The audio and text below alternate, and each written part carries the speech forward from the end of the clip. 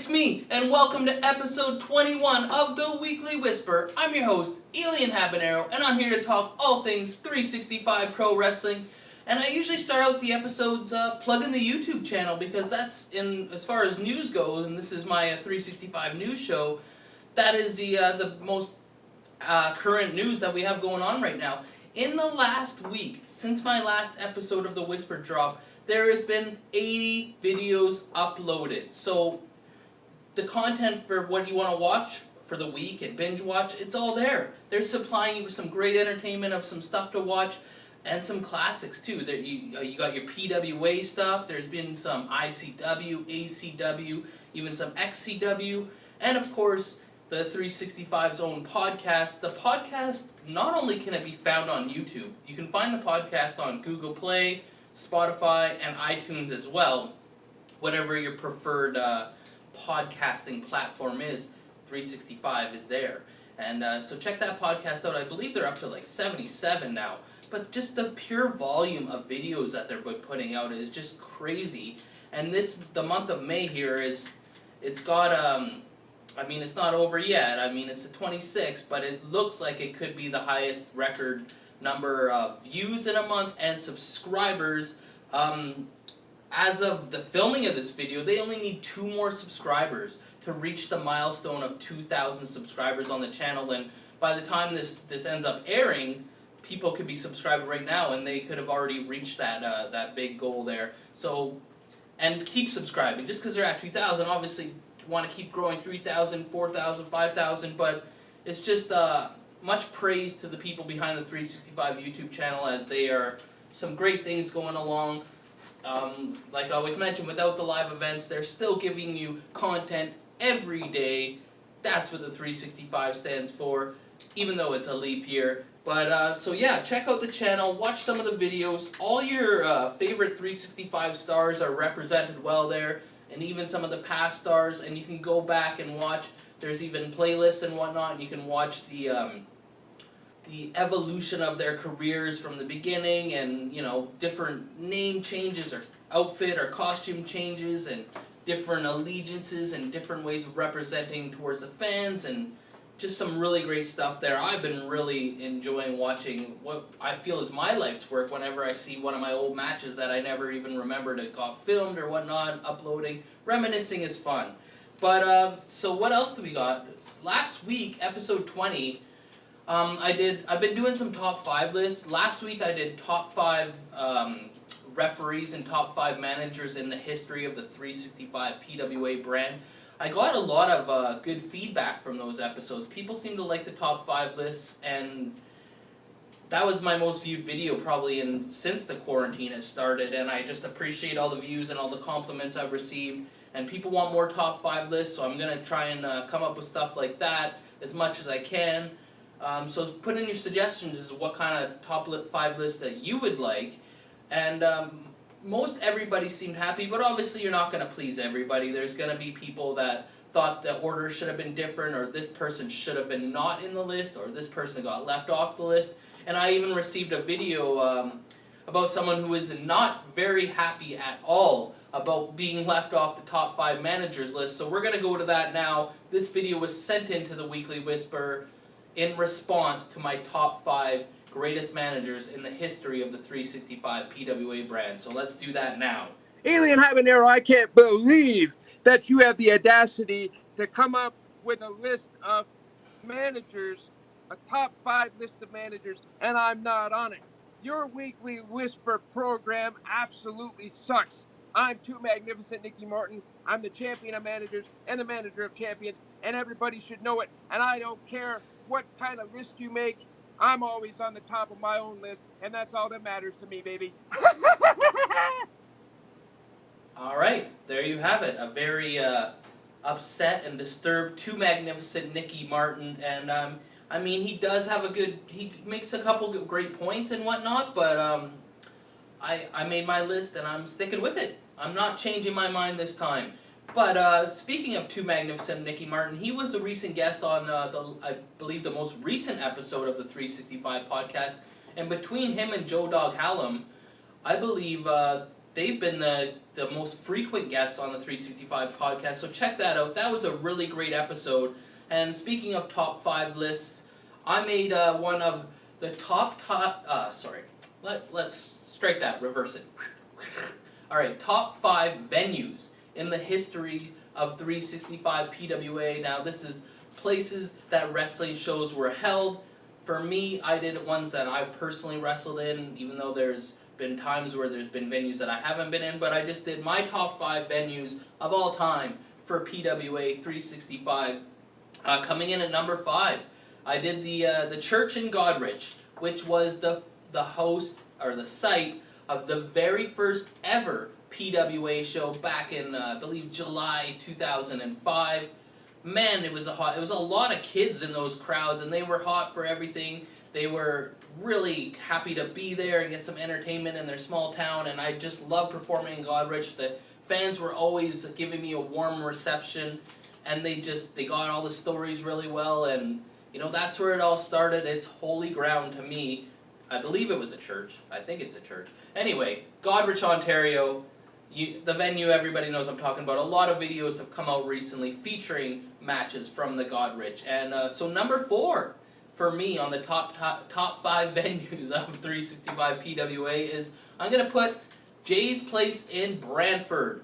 They used to run weekly shows every Sunday in Jay's Place, but before that, they had a battle of GLCW with PWA, and it was kind of like the history of Ontario and Brantford merged from GLCW to PWA.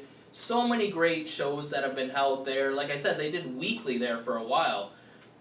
And I believe the building is no longer even there, the Jay's Place in Brantford. It was right across the street. It's pretty close to this casino there, but it was right across the street from like a water park area, splash park thing.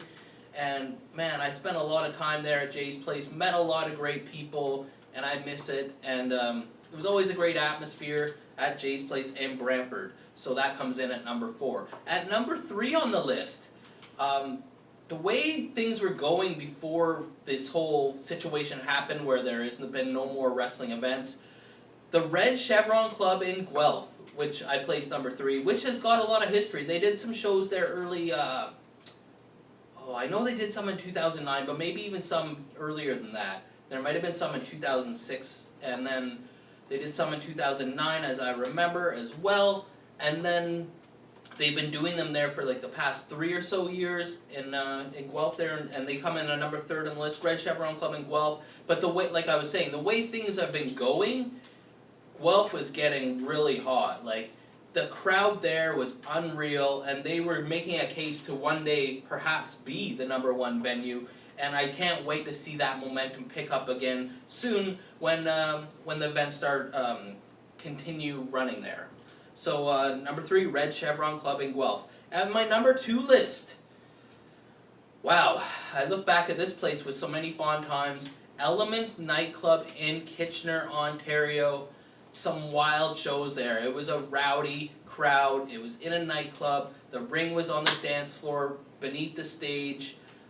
They had the bartenders. They had the great sound system and the great lighting. A lot of these matches have been coming out on YouTube, and I know it doesn't look as great as on film. It looks really dark, but being there in person, it was unreal. The crowd sound and some of my favorite and most reckless, craziest matches I've ever been a part of definitely happened in Elements, and I think anybody that was a part of any of those shows will look back fondly at the Elements in Kitchener, Ontario show. So they get the number 2 spot. And the number 1 spot, for me personally, it was the place that I resurrected my character, that I made a comeback, that I reached heights that I never thought I could ever reach before.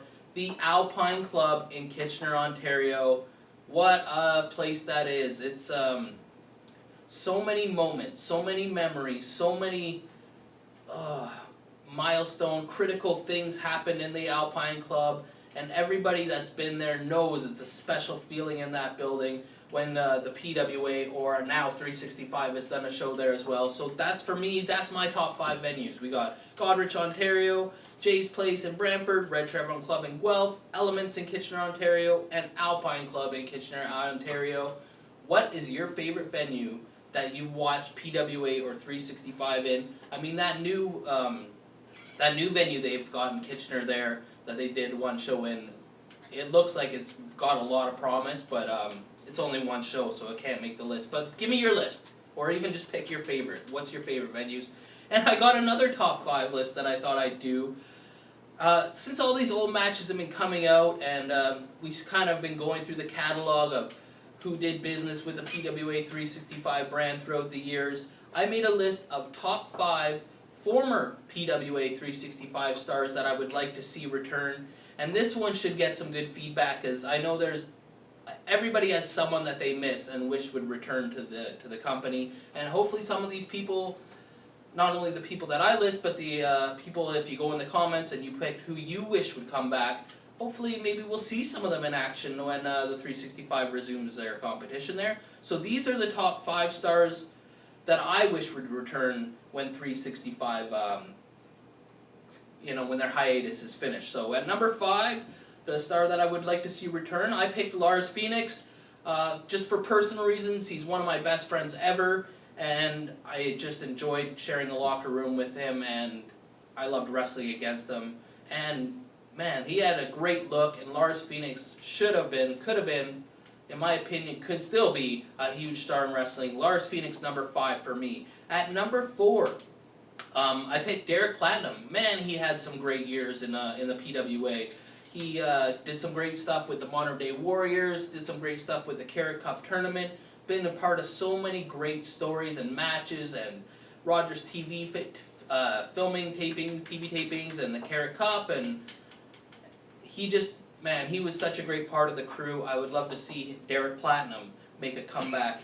And number 3, I picked the Sport, Jesse Jones. I feel like he's got such a creative mind, and he's proven he could do anything. Manager, wrestler, interviewer, announcer. He's just a man of many talents, and I feel like anybody can benefit from having him in the locker room, giving his guidance, whatnot, like wherever you put him.